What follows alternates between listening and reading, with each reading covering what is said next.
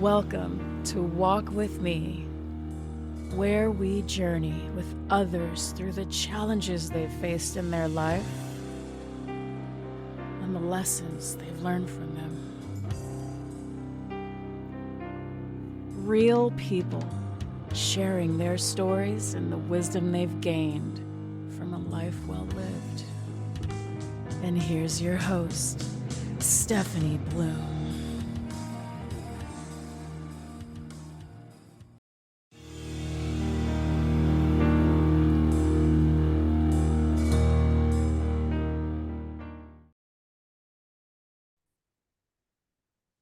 Thank you so much for joining me today. Can you please introduce yourself and the short title to your story? Hello, my name is Jenni Sue Jessen. I'm a survivor of human trafficking, and I would title my story From Trauma to Triumph. Okay, wonderful. So I'm excited to dive into this, and I want to know what are your earliest memories? Where do you start? What was your life like? Your family life? Your normal? Yeah, some of my earliest memories are um, not not happy-go-lucky, not the perfect little childhood that you might imagine growing up in rural Midwest US. One of my first memories is actually of violence and exploitation, but the first encounter being at the age of 4. And my life was riddled with a lot of different complex things. By the time I was 4, my dad was an alcoholic and my mom was addicted to my dad. And because of that, that left me unsupervised quite a bit. Or if my home was in a particular level of chaos, they would send me away to my grandparents' house, who lived 3 hours away. And they really, I believe, genuinely thought they were doing what was best for me to remove me from the chaos of an alcoholic home. They were not consciously aware that my grandfather really wasn't a good guy or a safe place to go. So at the age of 4, he started selling me to other men for sex. And that's really when my world turned upside down and inside out. By the time I was in kindergarten, I was praying every night that God would just let me to die. In first grade, I had first symptoms of a sexually transmitted infection that the school nurse discovered, diagnosed, called my mom and sent me to get the medicine that I needed. In second grade, I sat in a church on Sunday morning, swinging my feet from a wooden pew behind the man that paid to rape me the night before. In third grade, 9 years old, I encountered one perpetrator that was so violent. He actually fractured my neck in 2 places and my pelvis in 3 places. And the exploitation continued until just before my 18th birthday. I had determined that my only hope for escape would be to complete my own suicide. And I had a plan and I attempted to carry that out and failed. And the day after that, discovered that I was pregnant. And so from that, God used sin to send a son that saved my life is the way that I frame that. This pregnancy awoke in me kind of a mama bear instinct. And although I had tried a few times as a child to run or fight or resist, I learned really quickly that my survival was dependent on my silence and my submission. But now with an innocent baby to protect and this mama bear instinct, even as a 17, 18-year-old, this wild, almost feral instinct to defend and protect the child, I was finally able to tell a counselor enough about what was happening for her to intervene in my situation and get both myself and my child to safety. And that's really where my healing journey began after 14 years of exploitation. Finally free, and then learning what freedom means has been a lifelong journey since then.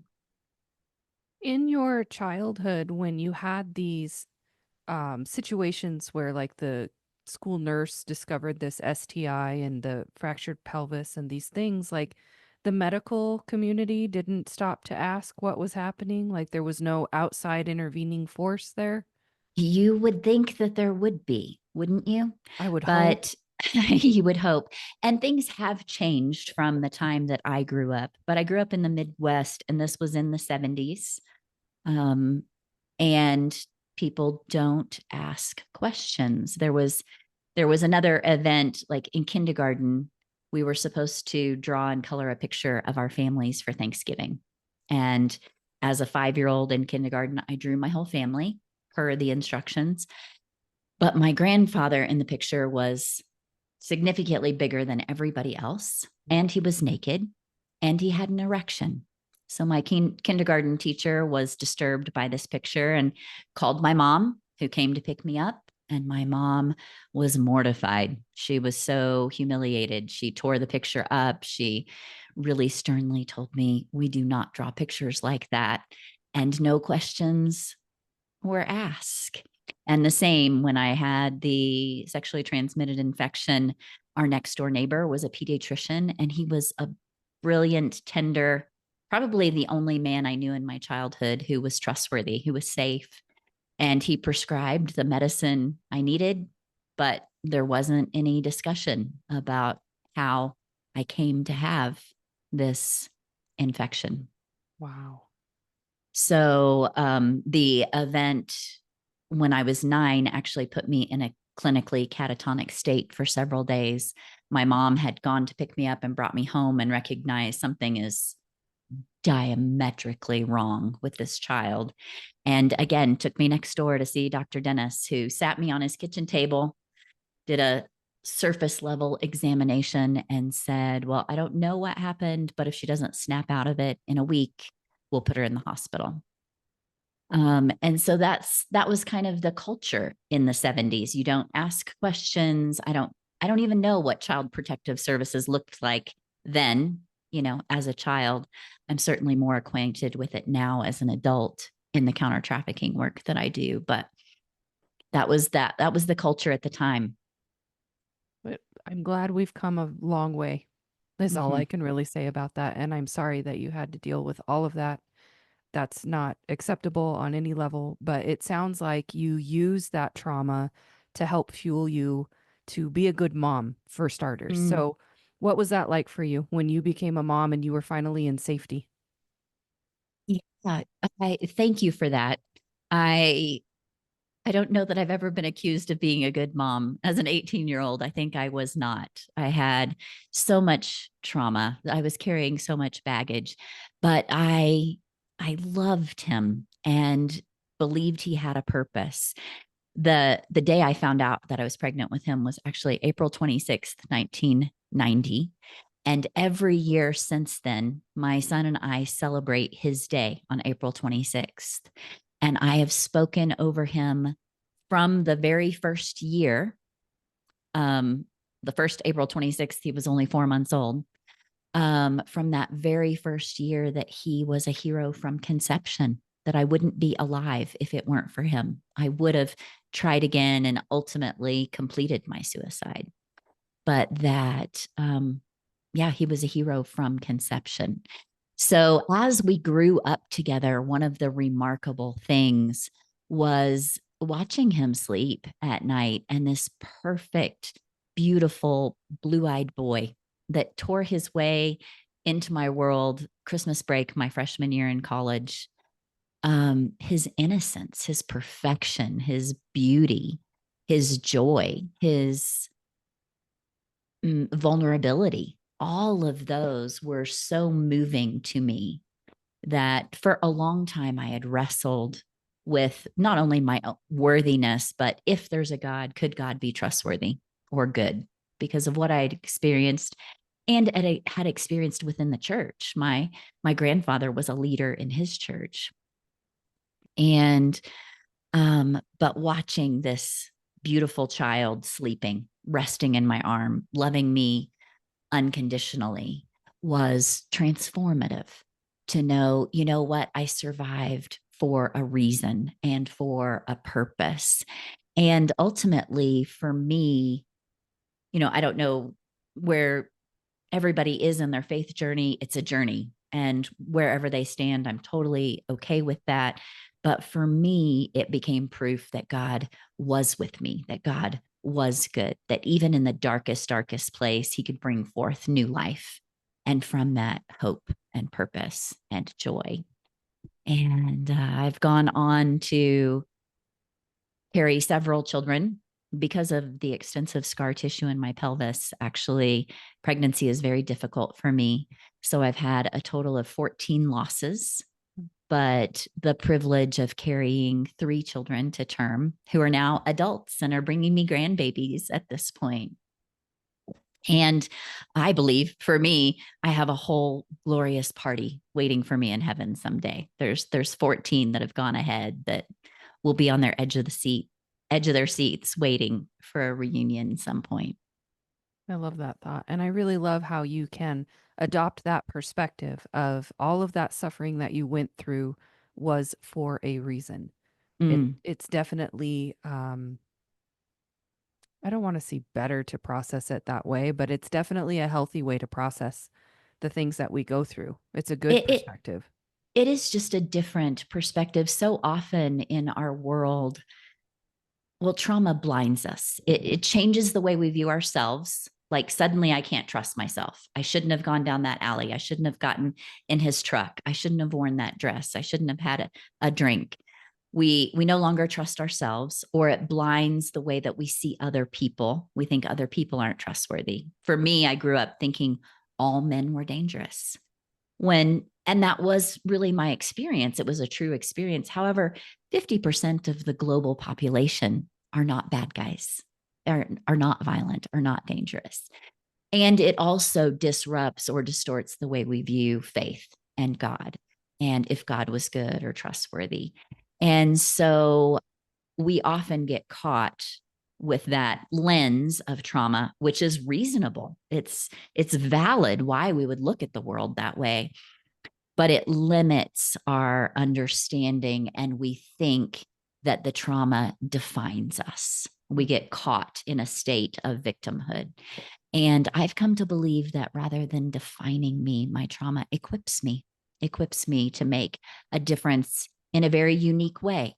That, whatever my neighbor's trauma is, equips her to engage in the world in a specific way. People who have lost children, people who have survived cancer or lost a loved one to addiction, all traumatic events, all that prepare or equip us to enter into a broken world with compassion and healing.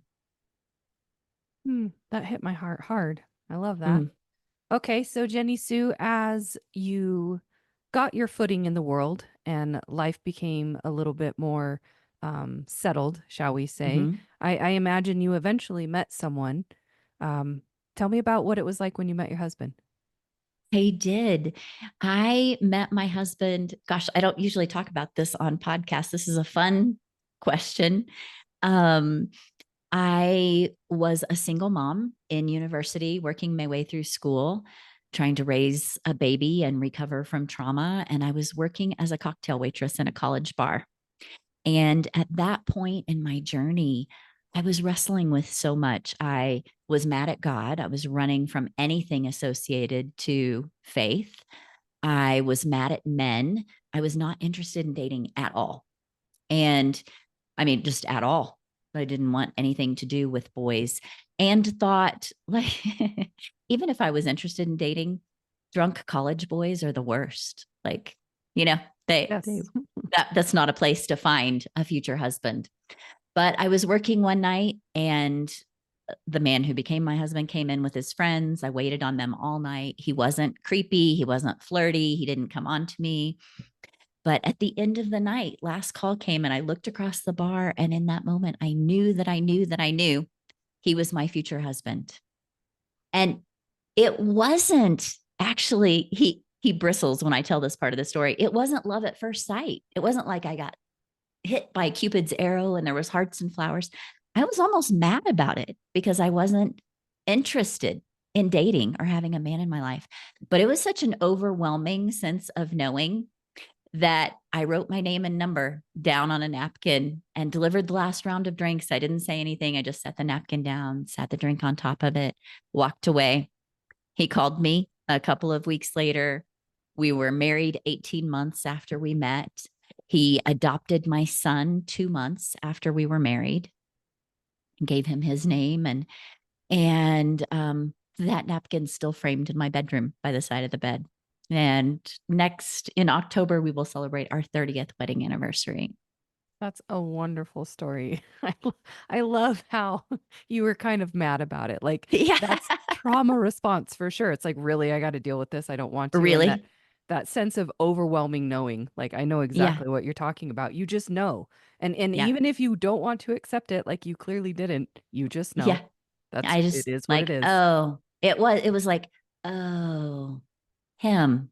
Like, like there was like a recognition somewhere on a spiritual level on our, I don't even know how to describe it. It was just oh, him, him.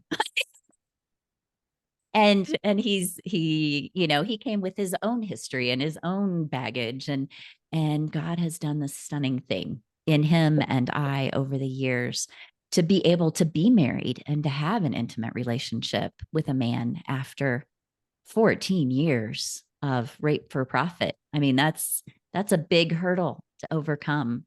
And yet now really I live in a place of happily ever after. I have a glorious life, a happy, happy marriage. I'm head over heels in love with him. And together we get to work at changing the world for other people who've experienced similar things. So as you graduated college, and I would assume you went out into the workforce, where where did you start and where have you ended up? Yes. Well, I did not complete my college degree. I stepped back, still recovering health emotionally, physically, mentally. Yeah. Um, what I had always dreamed of as a little girl was delivering babies. So, like when my friends played house, I would make them walk around with a baby in their shirt and I would deliver their babies. That's how I played first grade, second grade. And so I went to midwifery school professionally. I was a midwife for many years, catching babies. I got to catch about 300 babies during that career. And what I loved about it was the drama of birth, the blood, sweat, and tears of birth, of new life breaking in, is just profoundly moving. I did that professionally for many years. And then in 2011, my husband and I, for the organization he was working for, moved to Southeast Asia. And we were living in Thailand, where we couldn't go on a date on Friday night without encountering little kids being exploited on dates, as they would say, which is totally cringeworthy. I hope your listeners understand the euphemism there, the So sarcasm gross. with little kids. And my husband and I knew that at some point, the author and perfecter of my faith would use my story to empower other people to find freedom. And so, in that place in 2011, we founded an organization called Compass 31, which is now an international counter trafficking agency. We do prevention work now in 44 countries, and we have restoration programs in 5 countries. That gave me chills because I know how much it's needed. Like I Mm, think it's only now in this current 2024 that it is so in our face how prevalent it is these pervasive. it's Mhm, just it's I've been paying attention to it for a long time, but that's not the mhm. case for most people. So as It most really isn't. people come online to this idea that there's this seriously huge underground like happening, what are Mhm. some of the things they should be looking for? What are some of the things that they can do to support children in these situations? One of the most critical things, for a long time, I taught seminars on counter trafficking and the red flags and watch for this and this and this. But what I've learned over time is it really boils down to one super simple and really hard thing. And that's what I call slowing down to the speed of love. The thing is, trafficking, exploitation, sexual violence is happening all around us. So for, the average family, mamas with kids, if you have a birthday party and there's 12 kids around your table singing happy birthday, you can look at these kids, these 12 kids, and go 1, 2, 3, 1, 2, 3, 1, 2, 3. And statistically, 4 of those children are going to experience sexual assault before they turn 18, if they have not already.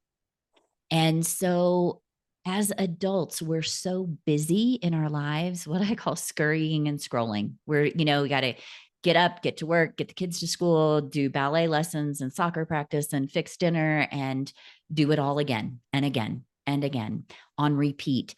And in the moments that we're not scurrying from one thing to others, there's so much pressure in our lives that we just get sucked in to scrolling through our phone, whether we're, on X, what used to be Twitter, or Instagram, Facebook, social media, whatever, news, we're just scrolling through our phone. But if we slow down to the speed of love and we recognize that there's hurting people all around us, suddenly we're compelled to intervene. We provide a safe place. Hey, you look sad today. Do you want to talk about it? Or you look sad. If there's ever anything you want to talk about, I want you to know that I'm here. Like, I see you, I care for you. And when we do that, suddenly our eyes are open to hurting people all around us. It may be children, it may be other women, maybe they're experiencing domestic violence, maybe they're have a history of abuse. But those traumatic childhood traumas are the gateway, the entry point into sexual exploitation. You don't have a 10-year-old child being sex trafficked that does not have a history of trauma before that.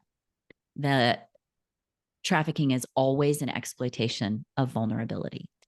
And so the more we stack vulnerabilities on top of each other, whether it's community violence or certainly there's implications of race, of education, childhood violence, when we stack these vulnerabilities, the more vulnerable a child is, the more likely they are to be trafficked. That's just so heartbreaking because they're already experiencing trauma, Right. and then it's like extra trauma. That leads to complex PTSD real easy. Exactly. Real easy. It's not a leap at all. No. And perpetrators, predators are so brilliant in identifying the vulnerabilities and showing up, in a way that the child feels seen and heard and loved and appreciated and drawn in. And what if healthy adults were as willing to see and identify vulnerabilities and meet the child there in a safe, healthy way? Why is it that pedophiles and perpetrators have honed this skill and healthy adults have not? That's why they meet them first. That's why they have access to them, because healthy, in quotes, healthy adults are busy scurrying and scrolling, and predators are busy hunting. They're so gross, and it makes me so angry. Mm. So I have to channel myself into the right directions because, God's using your story, right? Mm-hmm. Right. So you founded Compass 31. What are the kind of things that you do? Compass 31 focuses on 3 particular areas. We have prevention, restoration, and leadership development. So prevention, we designed a tool called Priceless Cube, and it's this little block. People can see it online if they want, but it's this little block that unfolds and tells about the risks and realities of trafficking. And it's conversational. It's easy to have a challenging conversation. This is the tool that's now operating in high-risk areas in 44 countries. And we're seeing beautiful results of preventing it, equipping community leaders, equipping kids to understand what the dangers are and how to avoid them, how to protect their own families, their own communities, their own little brothers and sisters. So that's super empowering. That's one piece, prevention. Restoration, we have 5 active restoration programs around the world where individuals who have been exploited come out and they live in a family type environment, and we empower them to find healing. And it's a holistic model that includes everything from not only therapy, but dance and self-defense and education and all the things.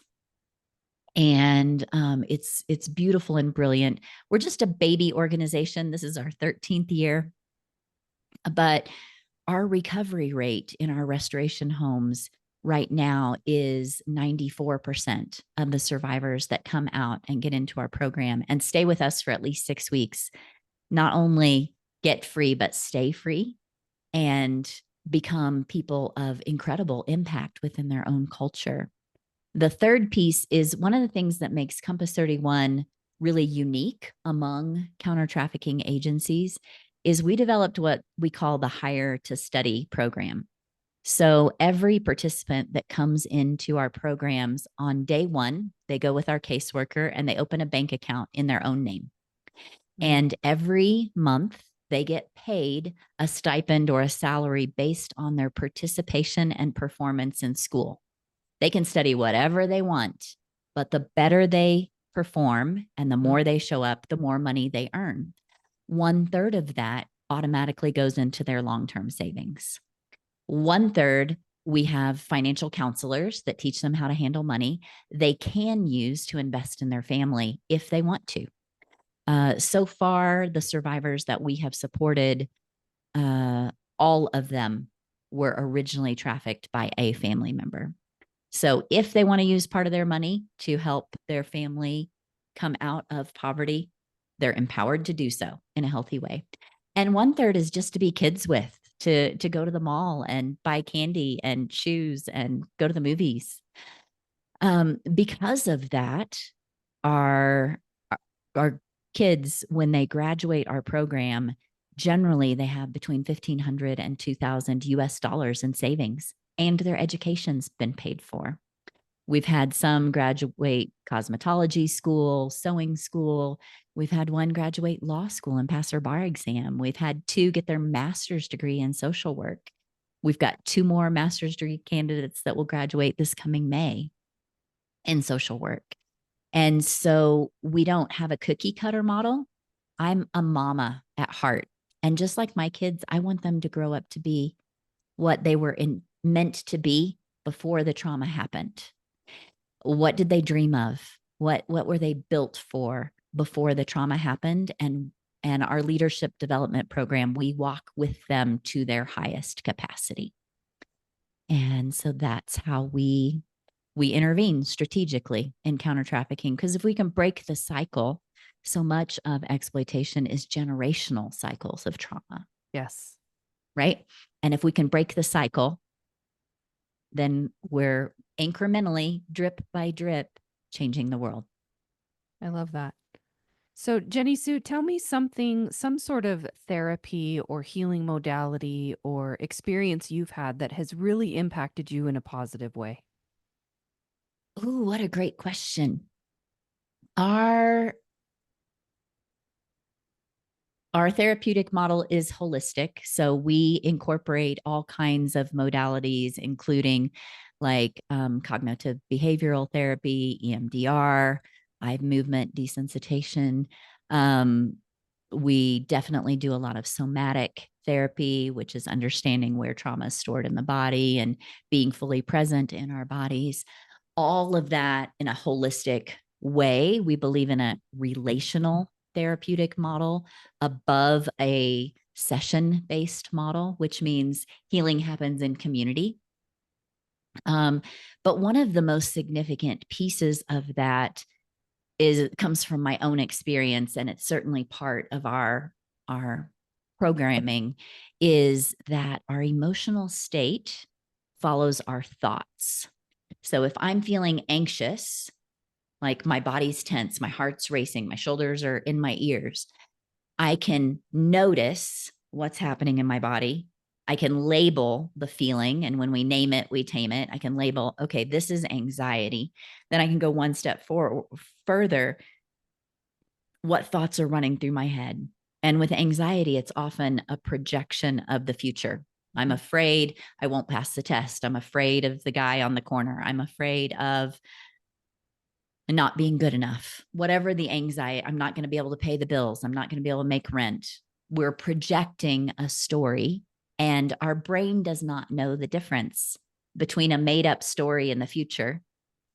It responds as if that's unfolding.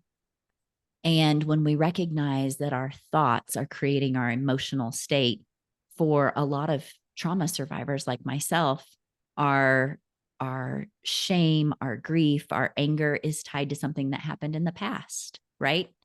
And it gets triggered for whatever reason, and our brain starts replaying this memory, and our body responds appropriately.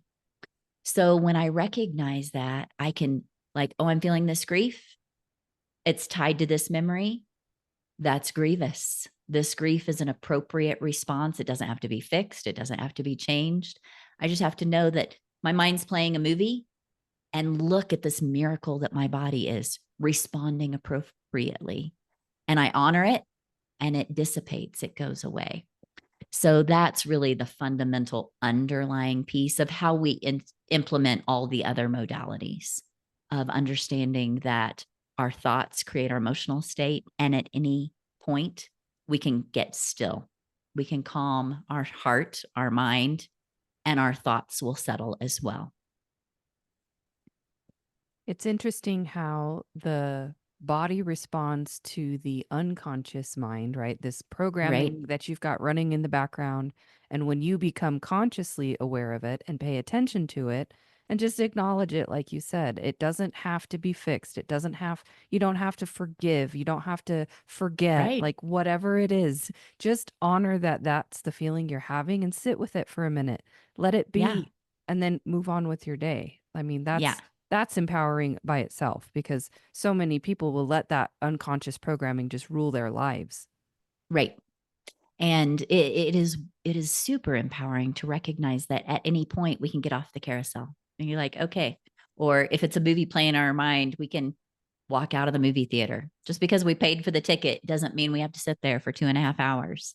We can walk out at any moment. And that is not only empowering, it's very strategic in learning how to navigate in a world where there's triggers everywhere. There's catastrophes everywhere. There's brokenness all around us. The reality is there is financial hardship. Do I know if I'm going to be able to pay the bills? That's real. But we also don't have to live in an emotional state of upheaval. We can just recognize it, honor it, embrace it with compassion, and let it settle.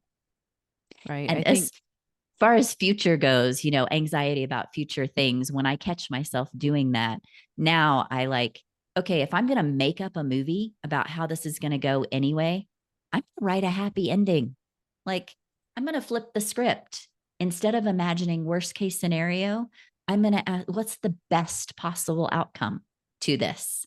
And that immediately changes my emotional state because, again, my emotions follow my thoughts. I think it's a mark of someone who has done a lot of healing work on themselves, because if we really take a step back, we all have healing work to do. We do. But when you can respond instead of react, you know Yeah. that you've put in the effort, and you know that you're in a much better place mentally, emotionally, spiritually, and probably physically. You're a lot more balanced. Right.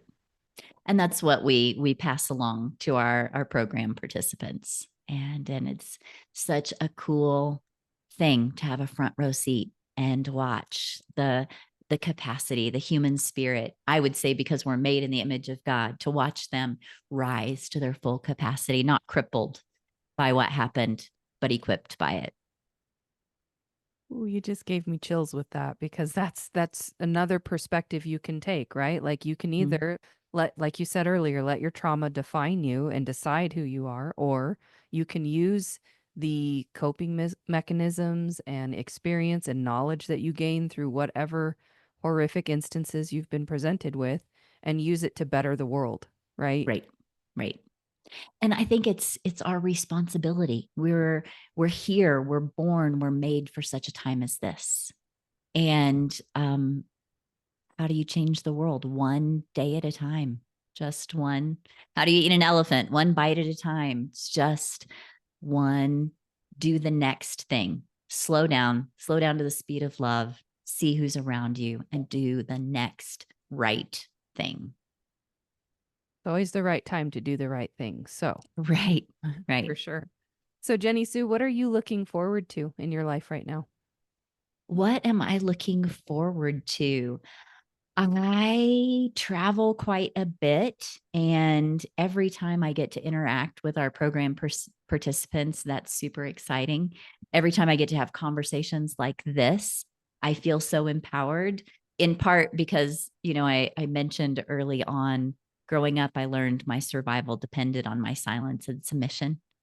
And I've spent a lifetime regaining my voice. So I just want to say thank you for allowing me to use that, to share your platform with me so that I can reclaim my voice in some small way.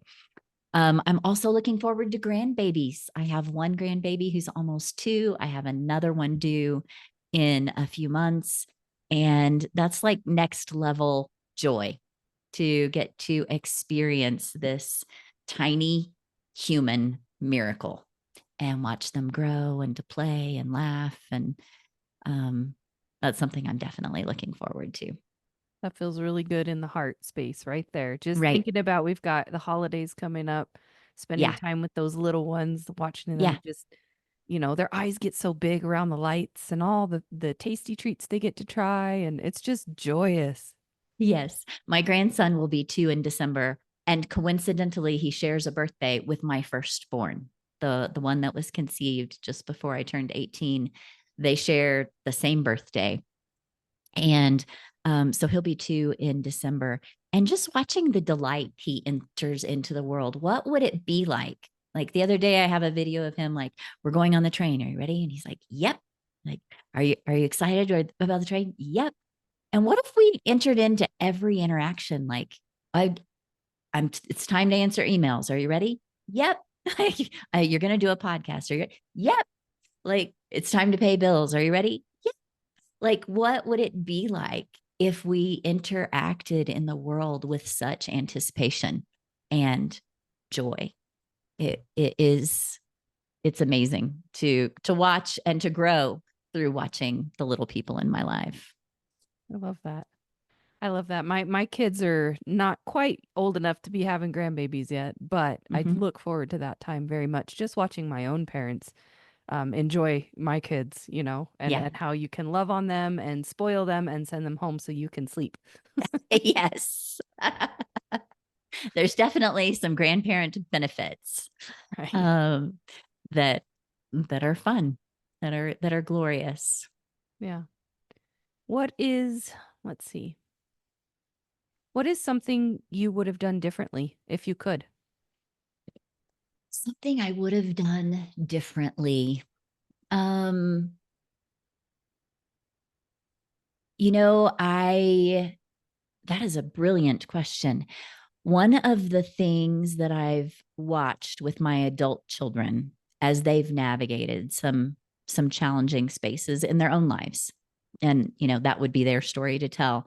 But from my perspective, when I was raising them, because I was a survivor, because I experienced so much trauma, I was fiercely independent and I hid so many of my emotions when I was experiencing grief. Like I said, I walked through 14 pregnancy losses, and my children were pretty oblivious to that. They didn't know or understand. I got up the next day and I made dinner and did school, and you drove them to soccer, and life went on. And now, as a mom of adult children, as my children have navigated some challenging spaces, I voiced this to one of them last week, that I see and I regret that I did not teach them how to grieve well. Hmm.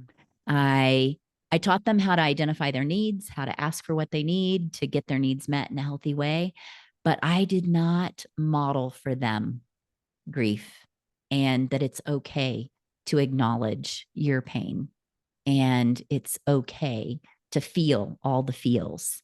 They saw me as strong and stoic, and I was, and there's some good things to that, but the dark side, the shadow, the thing that I regret is that I didn't model weakness in a healthy way. Mm. And and so I've had some beautiful conversations just in the last week with my kids about that's my regret. And I'm honored that they would invite me to sit with them now when they're in those challenging spaces. And now I can model it for them or support them in it. That would be something I would do different. I think it's interesting, that perspective that we don't that we're not really taught how to grieve, first of Mhm. all. You know, it's different for everybody. But then that it's like shameful to be grieving for too long or displaying those kind of Right. labeled negative emotions, right? They're not negative, they're just big and hard. It Right. doesn't mean they're bad, you know, but They're we're not challenging. right, Mhm. but we're not told how to process them at all. Which is, I think maybe it's American culture, right? Nobody cares, get up Yeah. and go to work. Yeah. Dust yourself off, pull yourself up by your bootstraps, stop whining, all that Americanism. Yeah. And there's some good things about our capacity to change our thoughts, to navigate through trauma. And also, I think I believed at the time that if I expressed my grief, that it would be showing weakness in a way that would undermine their development, or Mm. well, I don't know exactly what I believed about that, but it didn't seem possible. It wasn't in my realm of possibility at the time. And so yeah, that's one of the regrets, that now I'm getting the do-over as an adult mom to two adult children. I think it's awesome when you adopt the perspective that this is the first time you've been a parent, right? Mhm. So we have to have grace for ourselves too, because we're just doing the best we can. And like you said, when we're in the throes of the day to day and busy, busy, busy, you know, and you don't Yeah. have a moment to think, like, understand that the kids were fed that day. You Right. tucked them in and they felt loved, right? Right.